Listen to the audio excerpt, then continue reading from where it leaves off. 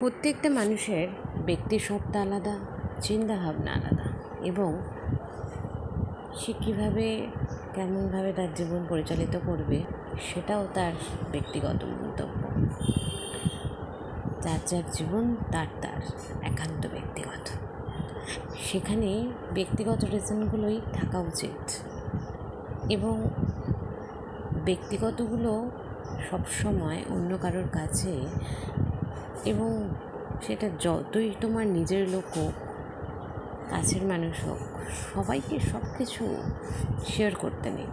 কারণ তুমি যখনই তোমার নিজের মাইনাস পয়েন্ট, নেগেটিভ পয়েন্টগুলো তার সঙ্গে শেয়ার করবে, সে একদিন সময় বুঝে তোমাকে কথা শোনাতে কখনোই ছাড়বে না।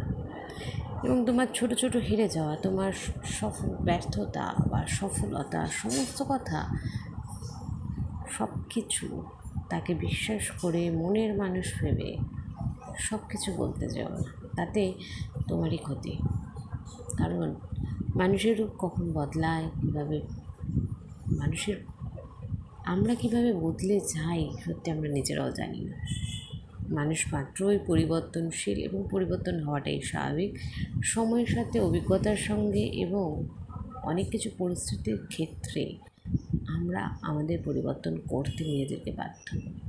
তাই নিজের নেগেটিভিটি বা নিজের মাইনাস পয়েন্টগুলো অন্যের কাছে তুলে ধরো না। নিজের কষ্টের কথা কাউকে বলতে যাও না।